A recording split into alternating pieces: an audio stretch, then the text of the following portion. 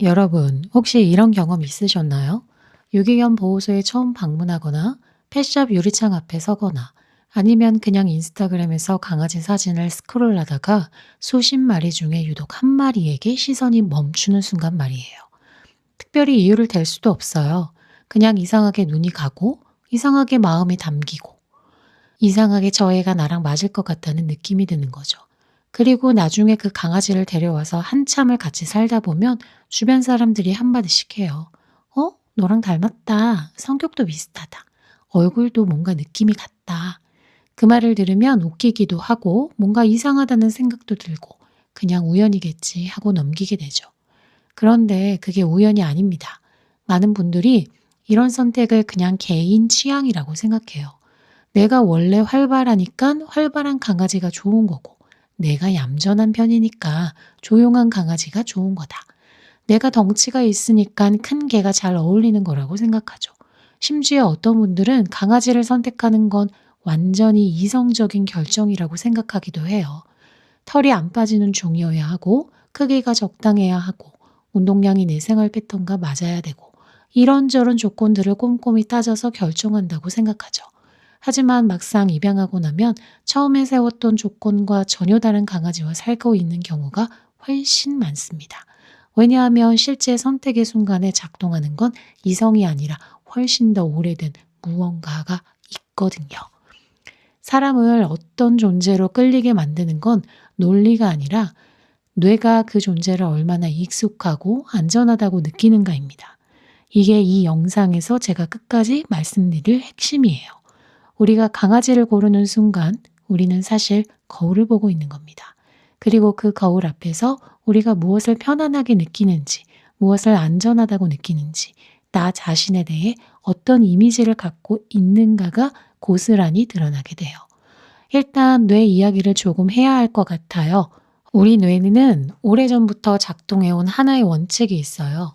익숙한 것은 위험하지 않다는 원칙이죠. 진화론적으로 봤을 때 처음 보는 것, 낯선 것, 예측할 수 없는 것은 위협이 될 수 있었어요. 반대로 내가 이미 알고 있는 것, 내가 경험한 것, 내가 이해할 수 있는 것은 안전하다는 신호를 줬죠. 이걸 심리학에서는 단순 노출 효과라고 부르는데 쉽게 말하면 우리는 자주 본 것, 오래 본 것, 내가 이미 익숙한 것에 자동으로 호감을 느끼게 되어 있어요. 그리고 우리가 가장 오래, 가장 자주 본 얼굴이 무엇인지 아세요? 바로 자기 자신이에요. 거울 앞에서, 핸드폰 카메라 앞에서, 유리창에 비친 반사상에서 우리는 하루에도 수십 번 자신의 얼굴을 보면서 살아요. 그러니까 내 입장에서 내 얼굴과 비슷한 생김새는 자동으로 안심이 되고 편안하고 끌리는 대상이 되는 거죠. 이건 의식적인 결정이 아니에요. 뇌가 알아서 하고 있는 일입니다. 실제로 연구자들이 흥미로운 실험을 했어요. 사람들에게 자신의 얼굴을 보여주되 한쪽은 실제 사진, 다른 한쪽은 좌우를 반전시킨 사진을 보여줬어요. 그리고 어떤 사진이 더 자신다워 보이는지 물었죠. 대부분의 사람들은 반전된 사진이 더 자연스럽다고 답했어요. 반면 그 사람을 아는 지인들은 반전되지 않은 실제 사진이 더 닮았다고 했죠. 왜 그런 차이가 생기냐면요. 본인은 평생 거울에서 반전된 자기 얼굴을 봤기 때문에 그쪽이 뇌에 더 깊이 새겨진 거예요. 이게 바로 익숙함이 만들어내는 선호의 힘입니다. 이 원리가 강아지 선택에도 그대로 적용돼요. 우리는 자기 얼굴형과 비슷한 윤곽을 가진 강아지에게 무의식적으로 더 끌리게 되어 있습니다. 둥근 얼굴을 가진 사람은 얼굴이 둥글고 눈이 큰 강아지에게, 날렵한 인상을 가진 사람은 주둥이가 길고 몸이 슬림한 강아지에게, 근육질의 체형을 가진 사람은 탄탄하고 강한 인상의 견종에게 끌리는 경향이 있다는 거죠. 물론 이게 모든 사람에게 100% 적용되는 법칙은 아닙니다. 하지만 통계적으로 꽤 유의미한 패턴이 반복해서 나타나고 있어요. 그런데 외모보다 사실 더 강력하게 작동하는 게 있어요. 바로 성격의 유사성이에요. 여기서 잠깐 여러분 주변을 한번 떠올려 보세요. 에너지가 넘치고 활발한 친구가 있다면 그 친구의 강아지는 어떤 편인가요? 반대로 조용하고 혼자 있는 걸 좋아하는 사람의 강아지는 어떤가요? 신기하게도 이 두 조합이 꽤 자주 일치하죠. 이건 단순한 관찰이 아니에요. 사람들은 강아지를 선택할 때 자신의 생활 패턴이나 에너지 수준과 비슷한 기질을 가진 종을 선호한다는 연구 결과들이 꾸준히 쌓여 있어요. 외향적인 성격의 사람들은 사람을 잘 따르고 놀기 좋아하는 강아지를 선택합니다. 내향적인 성격의 사람들은 독립적이고 조용한 편인 강아지를 더 편안하게 느끼는 거죠. 그리고 재밌는 건 이 선택이 생활의 편의만을 위한 것이 아니라는 점입니다. 기질이 비슷한 강아지를 선택했을 때 주인들이 더 높은 만족감을 느끼고 강아지와의 유대감을 더 깊게 형성된다는 거예요. 왜 그럴까요? 뇌가 예측 가능한 것에 안도하기 때문입니다. 내가 피곤하면 같이 쉬고, 내가 활발하면 같이 뛰고, 내가 조용히 있으면 곁에서 조용히 있어주는 강아지. 이건 뇌 입장에서 끊임없이 적응하고 조율할 필요가 없는 존재입니다. 에너지 소모가 적은 관계인 거죠. 반면 내 리듬과 완전히 다른 기질의 강아지는 아무리 사랑스러워도 함께 있으면 묘하게 지치게 돼요. 이 느낌이 반복되면 결국 그 관계에서 점점 멀어지게 됩니다. 그런데 이게 단순히 편함의 문제가 아니에요. 여기에 훨씬 더 흥미로운 심리 메커니즘이 하나 더 얽혀 있어요. 우리가 무언가를 선택할 때, 특히 오랫동안 함께할 존재를 선택할 때, 뇌는 그 선택을 통해 자기 자신에 대한 이야기를 만들어요. 심리학에서는 이걸 자기 확장 이론이라고 부르는데, 사람은 자신이 아끼는 대상을 자신의 일부로 통합시키는 경향이 있다는 거죠. 강아지가 대표적인 거예요. 우리는 강아지를 단순히 반려동물로 여기는 게 아니라 나의 연장선으로 느끼게 됩니다. 그래서 강아지가 칭찬을 받으면 내가 기분이 좋고, 강아지가 무시당하면 내가 상처받는 거예요. 이 확장이 가장 자연스럽게 일어나는 경우가 바로 나와 비슷한 존재를 선택했을 때입니다. 닮은 얼굴, 닮은 에너지, 닮은 기질. 이런 강아지를 보면서 우리는 저 존재는 나와 같은 결이다. 나를 이해하고 나에게 반응할 것이다 라고 무의식적으로 판단하는 거죠.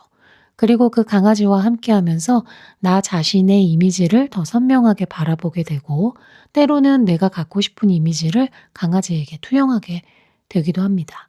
잠깐, 이 투영 이야기가 꽤 중요해요. 어떤 사람들은 자신과 완전히 반대처럼 보이는 강아지를 선택하기도 하지만 어떤 사람들은 자신과 완전히 반대처럼 보이는 강아지를 선택하기도 해요. 예를 들어 조용하고 내성적인 사람이 덩치 크고 당당한 강아지를 선택하거나 오히려 겁이 많고 불안한 사람은 용감하고 에너지 넘치는 강아지를 고르는 경우입니다. 이게 앞서 말한 것과 모순처럼 보일 수 있어요. 하지만 사실 이것도 같은 메커니즘의 다른 방향이에요. 자신이 갖고 싶은 모습, 자신이 되고 싶은 자아의 일부를 강아지에게서 찾는 거죠. 내가 갖지 못했다고 느끼는 것들을 강아지를 통해 경험하고 싶은 거죠. 이건 약점이 아닙니다. 오히려 자기 자신에 대한 감각이 섬세하게 작동하고 있다는 증거예요. 그리고 이 과정에서 뇌의 또 다른 장치가 등장해요. 바로 거울신경세포예요. 거울신경세포는 내가 직접 어떤 행동을 할 때뿐 아니라 다른 존재가 그 행동을 하는 것을 볼 때도 함께 활성화되는 뇌세포예요. 다른 사람이 웃으면 내가 따라 웃고 싶고 다른 사람이 하품하면 나도 하품이 나오는 그 현상이 대표적인 예죠. 그런데 이 거울신경세포는 종 간의 경계도 꽤 유연하게 넘어서요. 강아지가 편안하게 늘어져 있을 때 보는 것만으로도 우리 뇌가 실제로 이완 반응을 일으키는 이유가 여기에 있어요. 그리고 우리와 기질이 비슷한 강아지일수록 이 거울 반응이 더 강하게 일어납니다. 감정이 더 잘 전달되고 반응이 더 잘 읽히고 이해받는다는 느낌이 더 자주 생기는 거죠. 이쯤 되면 여러분 스스로도 궁금해지실 것 같아요. 그럼 내가 선택한 강아지가 나에 대해 무언가를 말해주고 있는 건가? 하고요. 네, 어느 정도는 그렇습니다. 단, 그게 여러분을 규정하거나 평가하는 기준이 되는 건 아니에요.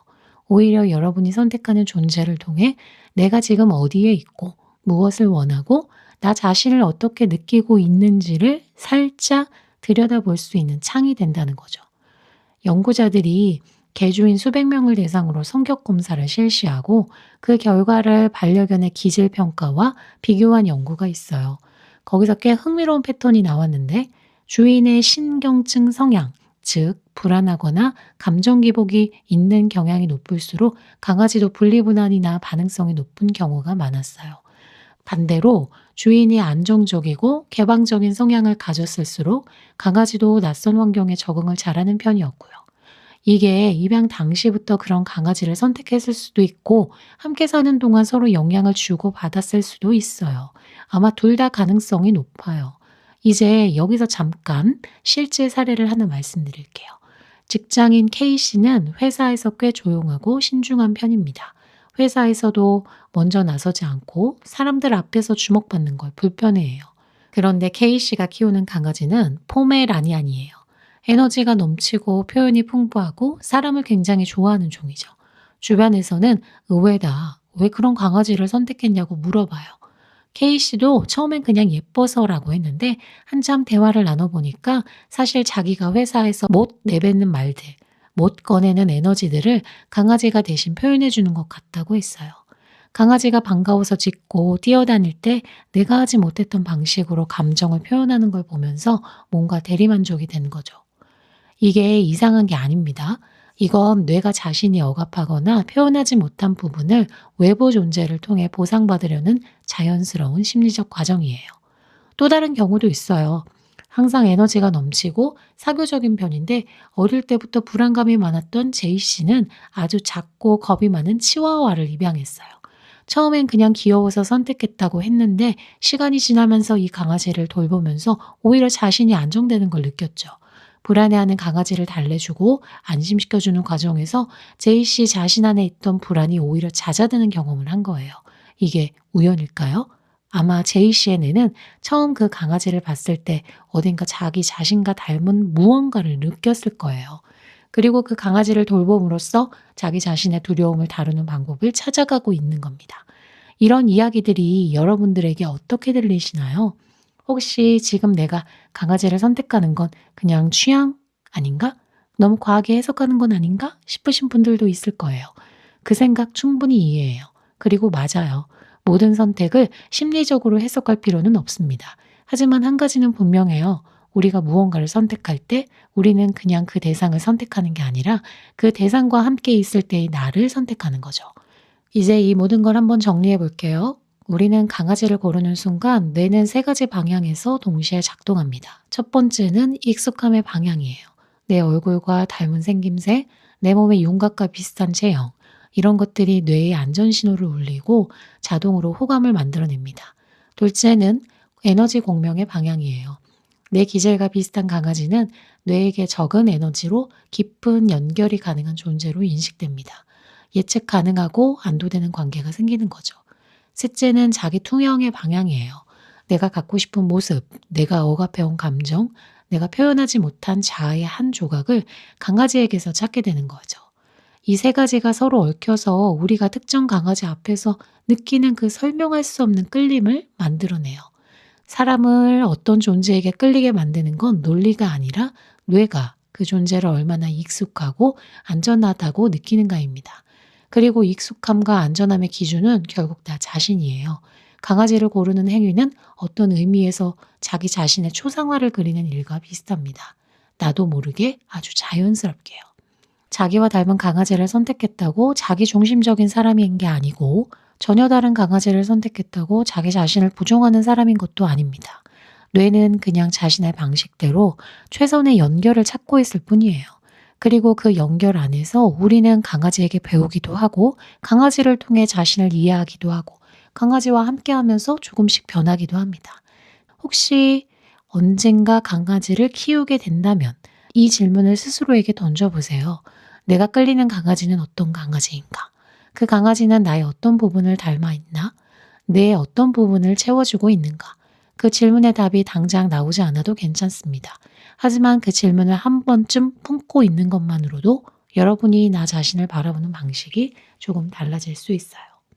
뇌는 오늘도 익숙한 것에 안전하다고 느끼면서 여러분을 닮은 존재에게 조용히 손을 내밀고 있어요.